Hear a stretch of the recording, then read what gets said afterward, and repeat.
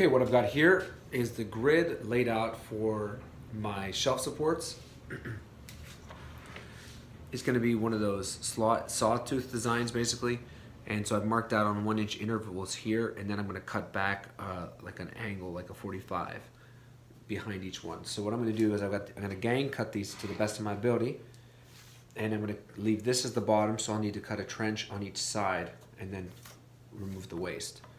And I'm going to keep these as one unit, so that way everything lines up whenever I install it. And so that way I'm making sure all my cuts are cut at the same time and they're accurate that way. You might be able to see that I've just gone ahead and just clamped my clamps down to the bench, and this has created a really nice surface for me. And I'm really not going to trench out the whole thing. I'm just going to cut a little groove at the back of each line here. Just a little V groove.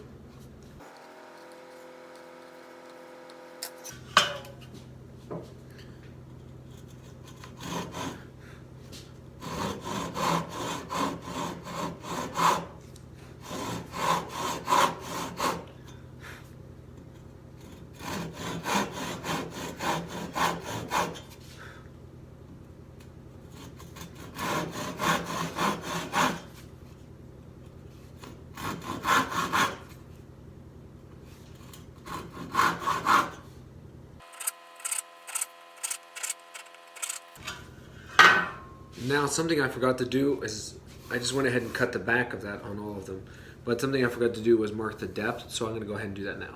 Now what I'm going to do is I'm going to mark the depth, and basically you have to remember that since we're doing this by hand, we've got to be able to cut away these this sawtooth pattern in the top here rather quickly and easily.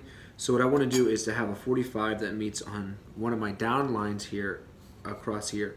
So the farther I go down here, a 45 means that the farther up it's going to go here. So this isn't quite an inch thick here. So what I'm going to do is I'm going to just set this at ½ inch here, and then just strike a line all the way across.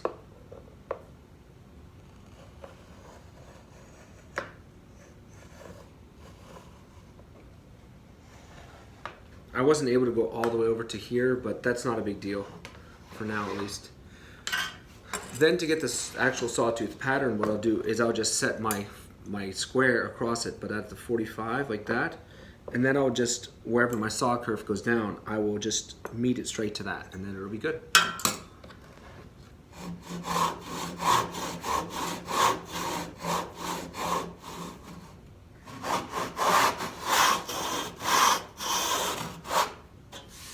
Okay, I'm going to leave that now. And before I continue further, I'm just going to draw some perpendicular lines here, just to give myself a reference.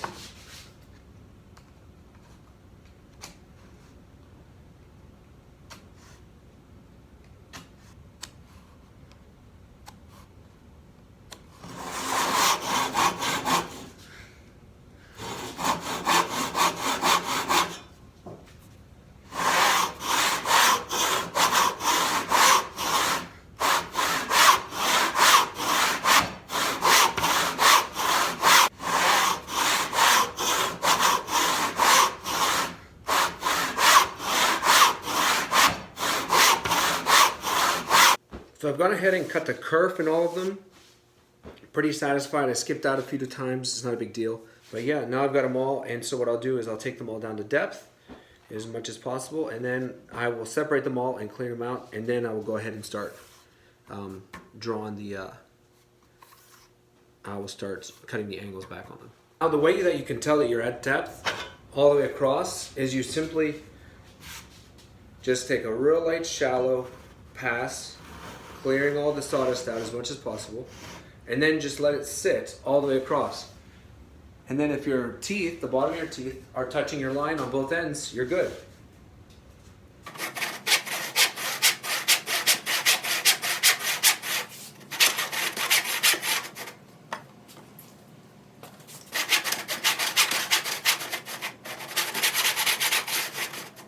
Well, that was annoying and a chore, but I did it.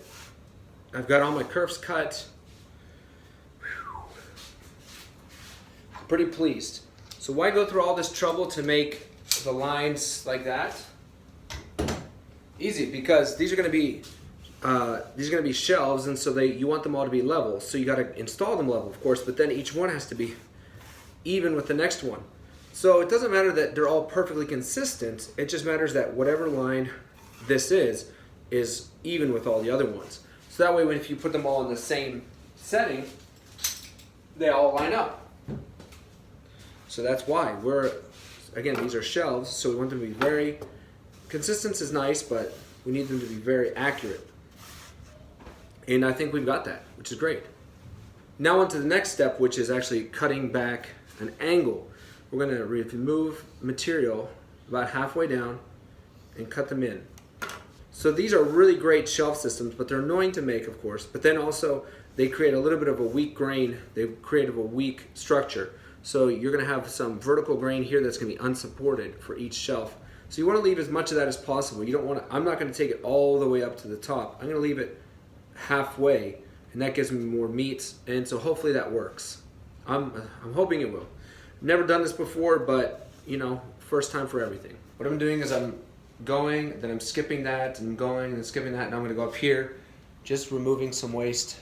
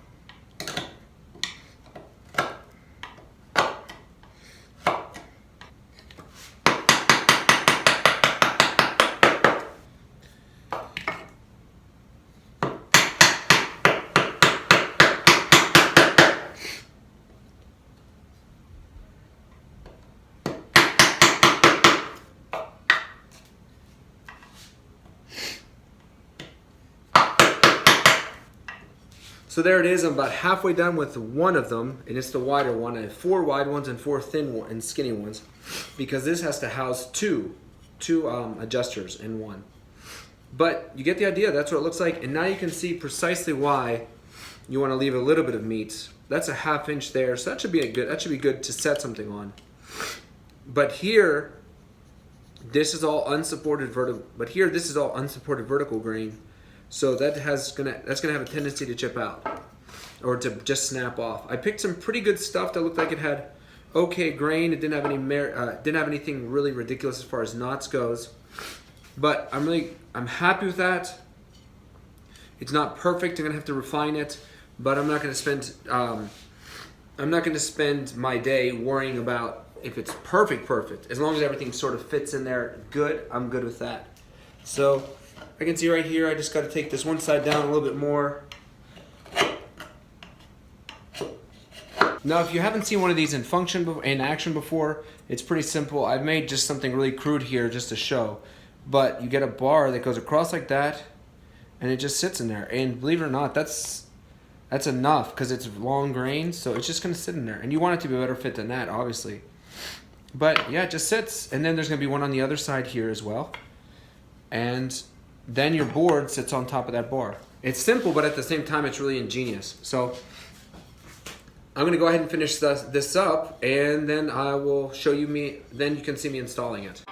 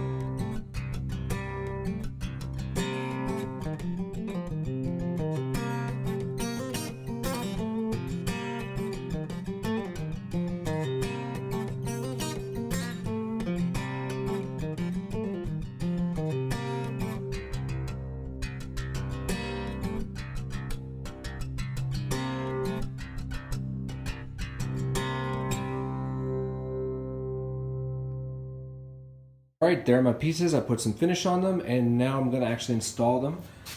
So I put these riser blocks on each corner that gets them level. It'll get them exactly flush or level with that piece right there. And so what I'll do is, what I've done is, I've set a piece, I set it on there, and then I measured down from the top. And I confirmed that with the same piece on all four corners. If I set it on that ledge, on all four corners, I get the same measurement.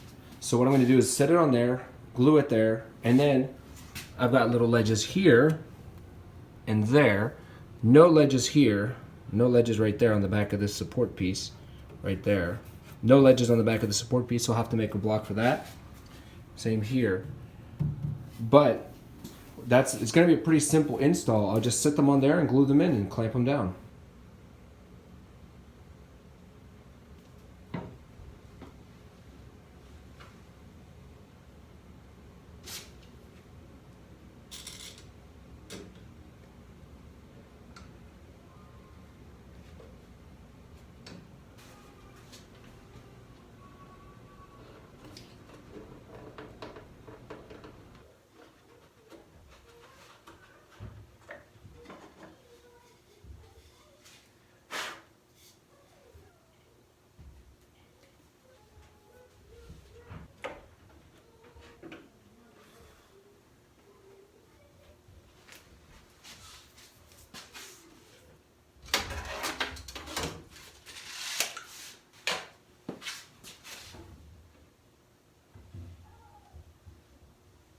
To attach these, I've converted my long clamps, my quick trivet clamps, my quick clamps here into spreader clamps. I just reversed it and switched and pulled it down to the other end. And I'm doing this back one first because it's got a ledge there, and that gives me exactly the measurement I need. So.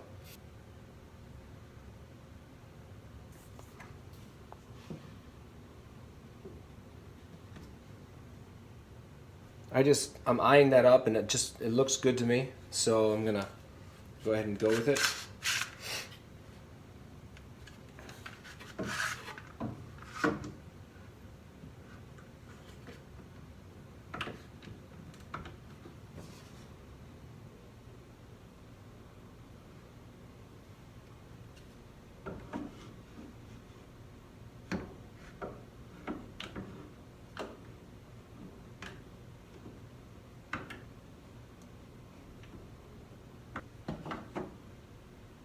Now, real quick, I want to address something. Why am I measuring from the top of the piece?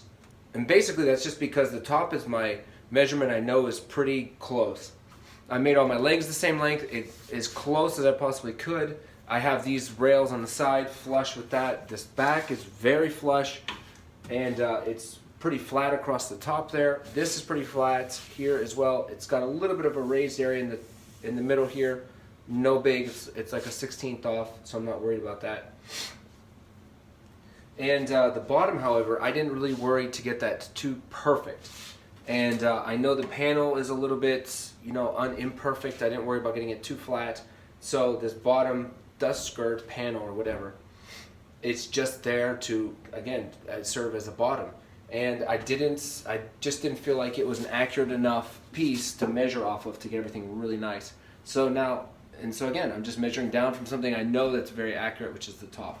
And I'm sure you can get there by any number of means, but that's how I did it. And then I put the riser blocks over there because I didn't want the sawtooth shelf supports to be all the way over. I wanted them to be flush with the edge of the leg right here, and otherwise I pushed them all the way up against the panel, and I didn't want to do that. So there is a gap between this and then the panel, which I wanted to leave. And now all I have left to do are the back ones, which I'll use the spreader clamps for as well, and then these front ones here, which I'll have to use spreader clamps for. So maybe in about an hour when these all set up, I will go ahead and put in the back two and then in the front two. But that should be about it. Now to get the distance to make these support pieces, what I'm going to do is just use a pinch stick setup here. So I've got two metal rods. I'm just going to put them together, right in the middle on the same setting. Can you see that? They feel pretty close. Let me go up to the top, see how close they are. It's a little bit closer at the bottom than the top, I would say. Tiniest little bit. I'm going to transfer the measurements down, so like this. Transfer it. Alright. So now I've got a piece to work with, and I'm just going to cut it to length.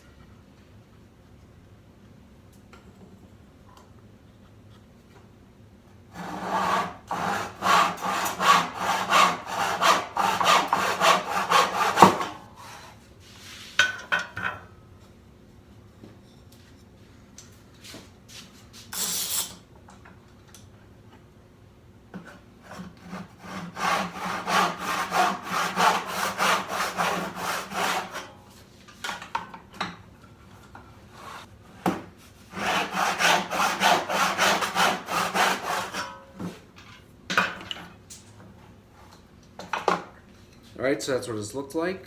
That's what it looks like. And I can actually, I have a 45 miter on my shooting board, but before I do anything, I'm going to test fit. Okay, here we go. It's meant to fit in the top, and it does.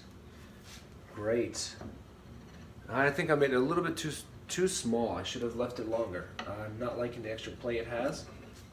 Good thing is that the side ones here are much shorter, so I'm going to go ahead and do that. I've gone ahead and trimmed it down to size. I've even made the ends, I've cut them off a little bit short. I've squared them off so they're not so pointy.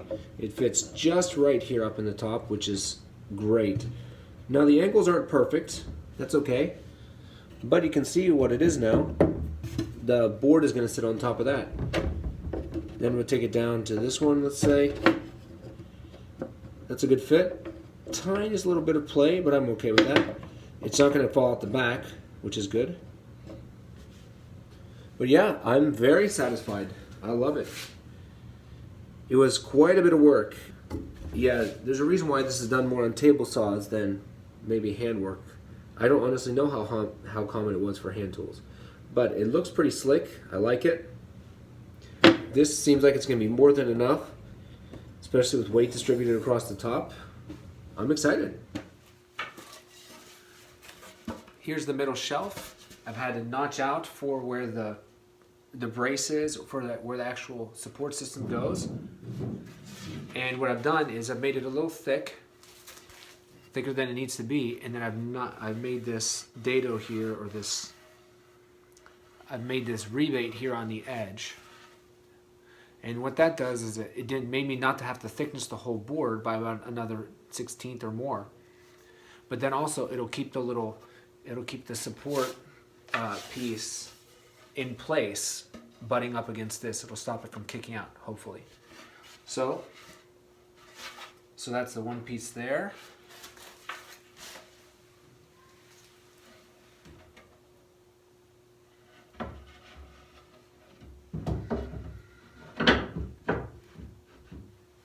Fits in just like that. Here's the second piece. This is the left side. Right there. I've marked it left at the top just so I know. I mean, it's pretty obvious, but... And then same thing here is I've made the rebates on the edges.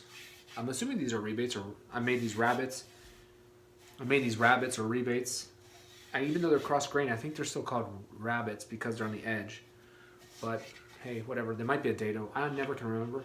But then this one was more complicated. Had a notch around the leg as well. But still, not bad.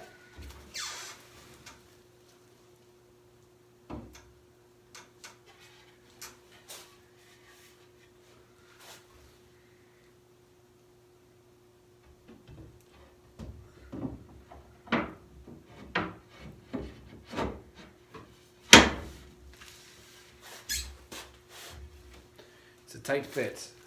And then here's the third one. It's the mirror opposite of the other ones, which is with that weird notch here on the side. And I'm kind of pleased with the figured grain here on the back, the compression figure. But again, it's still going to be a shelf. And same thing here. I've got that rabbit here on the edge. And so yeah, it's really not a bad thing at all. It wasn't difficult at all. And that just goes in there. I've got the other two doors off, but now you sort of get an idea of what it looks like with the shelf, which is absolutely beautiful. So I'm extremely happy with that. Now, one thing that's really nice about this system is that if you want, you can stagger the shelves. So I'll just lift this one up, take it out, and then there's separate shelf brackets here. So I'm just going to move it down to one. All right. Move this one down one as well. How many up? 1, 2, 3, 4, 5, 6. 2, 3, 4, 5, 6. Install it back.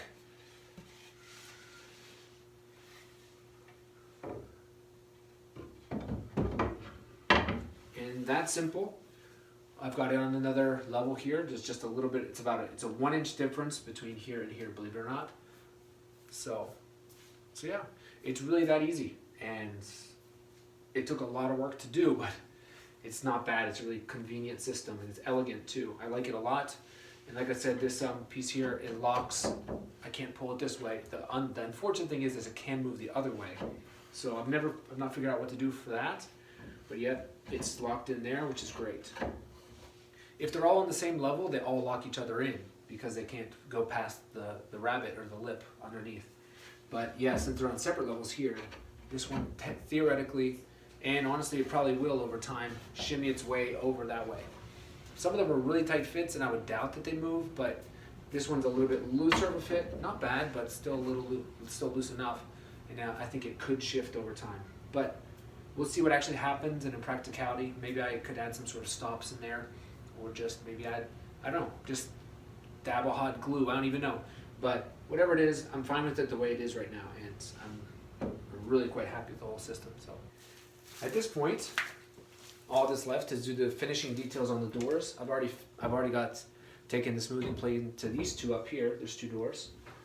I've got to do the finishing details on these, put finish on them. Then I've got to install the drawer poles on the drawers. And then I've got to actually install the door poles as well. But those are just they're going to drill a hole in them, so it's easy. But that's it. With those shelves in place, I'm officially done with the build. There's nothing left to build, is what I mean to say. The project's not done. Like I said, I've got poles to do and I've got finish work. And then I'm going to put one more coat of poly on the whole thing. And I'm going to wax it. I've still got to profile my top. I've got the top over here. I've still got to profile that, but that's actually looking great as it is. But yes, like I said, there's no more building to do. It's just finish work, which is really exciting. I cannot believe I'm at this point. So thank you all. And maybe you can't believe I'm at this point finally too. It's taken forever, but thanks. And be looking out for the next videos. These are going to be the final videos coming up soon. So anyways, yeah. I hope it's been informative. I hope you've enjoyed it and that ends up being useful to you. Thanks so much for watching. See you around for the next one.